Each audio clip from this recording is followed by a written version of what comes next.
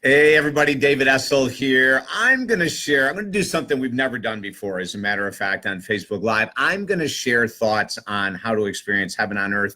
And I'm actually going to read a couple small chapters from our most recent book by the same name, because I don't know if you're like me, but for years, I really believed that there was only one place that heaven existed, and that was up in the sky with cherubs feeding us grapes as they float around above us, right? Something I picked up in childhood. Over the years, things have changed. And then what happened was I started receiving, people would call it, that I was channeled through, I started receiving messages about the life of a young monk and how this young monk wanted to experience heaven on earth. So I'm going to read from our brand new book, How to Experience Heaven on Earth.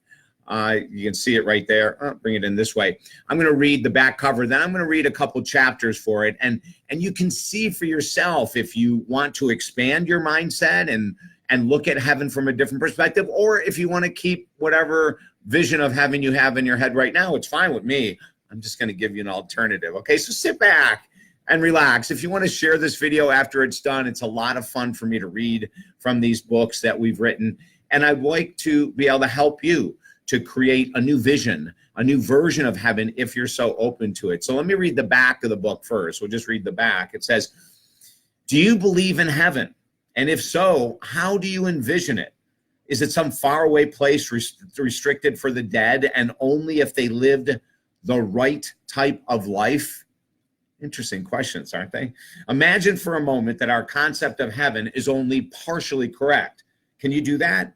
What if heaven was available to you right here, right now? Would that excite you? Would you want to experience a piece of it right away? Through this transformational book, David Essel was given the message, and I was given this message. I did not create it. It was flowed through me, baby. That is about to change the way millions of people think, believe, and act, as he proves that the heaven that we seek, the one we believe we have to wait for, is here right now. And the best news, heaven is available today to anyone who truly wants it. Now I'm going to go into the prologue. Have you ever wondered what it would be like to experience heaven? Or maybe even more importantly, what it would be like to experience heaven on earth? For many of us, heaven has been painted as some faraway place where angels sing, trumpets blare, and we are united with loved ones who passed on before us as we skip from cloud to cloud. A place where grapes are dropped into our mouths by cherubs floating above us without a concern about ever gaining another pound, regardless of how much we eat. There are many people alive today who believe in the possibility of manifesting heaven, their experience of heaven right here on earth, a place where their dreams become their reality, where the experience of God, love, and light is a byproduct of prayer, meditation, and a variety of other rituals that leads them closer to the divine every day. The young monk that you are about to meet thought he had finally found heaven, a place that he manifested in the form of a monastery.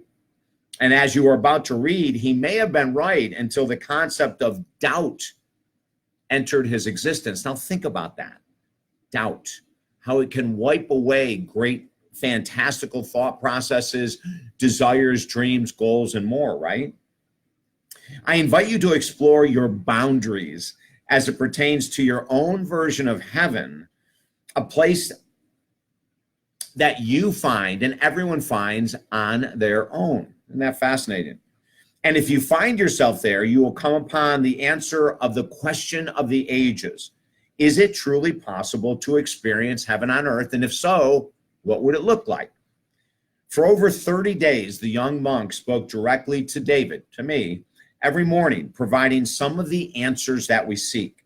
His only goal, as he shared with the author, was to offer us information that was so easy to follow and use that everyone could experience their dream of finding heaven right here, right now, while we are alive and living on this planet. So come along and join us for a journey that is meant to alter all that you may have believed about heaven up until this point in your life. Expect bliss and you will find it right here. I'm going to go on and read chapter 1. Questioning our existence. One day, while struggling to uncover the reason behind his recent feelings of sadness and malaise, a young monk decided to take a walk in the woods near the monastery where he lived. The further he walked, the more depressed he became. He had anticipated nothing but feelings of jubilation for his new path in life, chosen so that he could become one with himself as well as become one with God. Yet, the past few months offered nothing but uneasiness and uncertainty. Had he made the right choice in joining the monastery?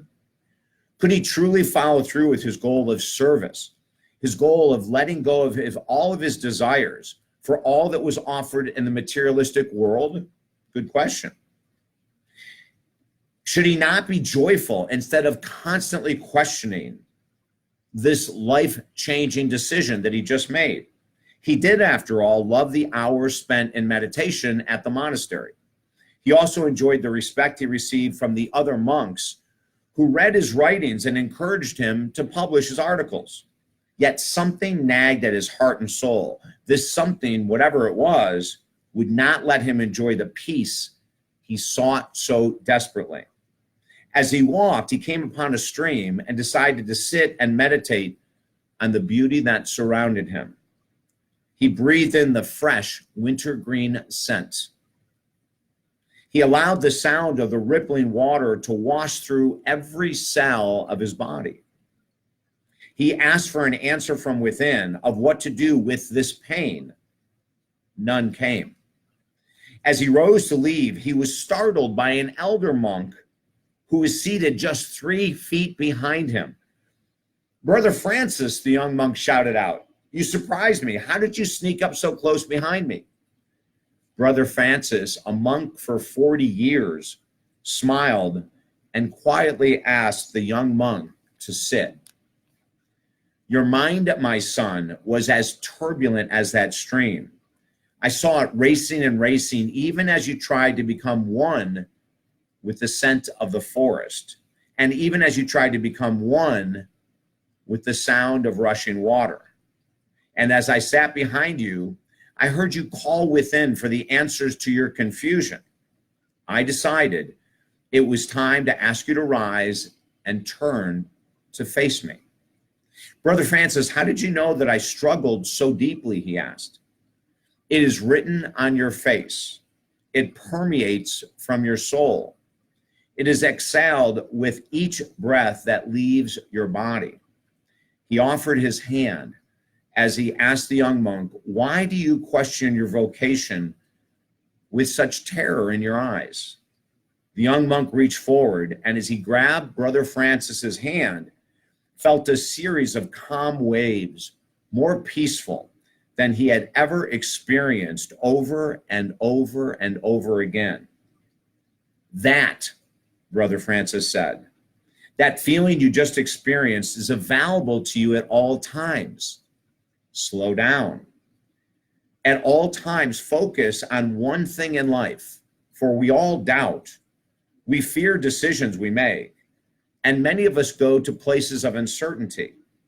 And that, my son, is why God created faith. You slow down enough to be able to let go, to stop thinking, and to just be with my hand. As you do this one thing, as you slow down and accept support from others, so shall your faith grow.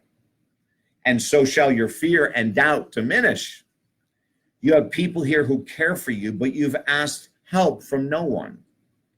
You have people here who respect your work, but you've shared your pain with no one.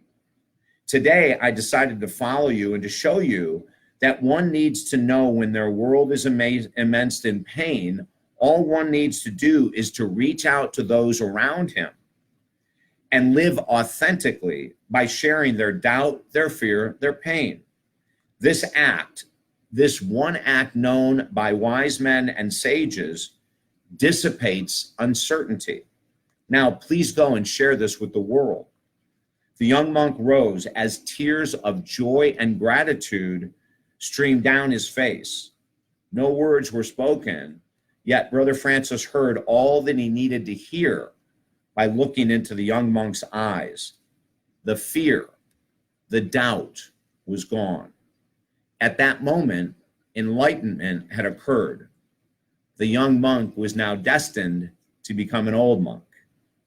The young monk began to write more often and felt open to share his enlightened messages to all those who wanted to listen. His writings circled the world, and it is said that all who read them were transported to a higher place, a place where faith ruled.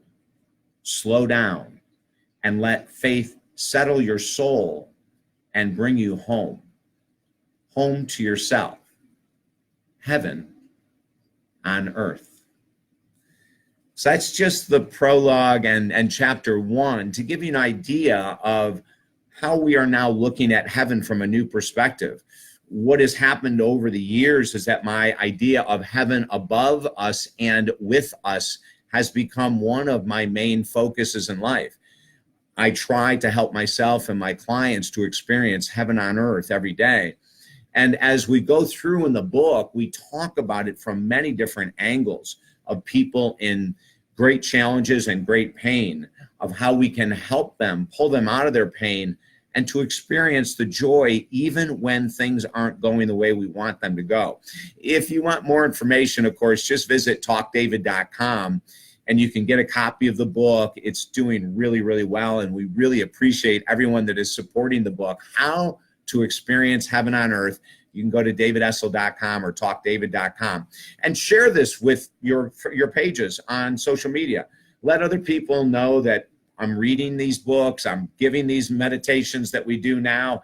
Once a week, we do a meditation on Facebook Live. We just want to continue to try to lift the world and do what we do.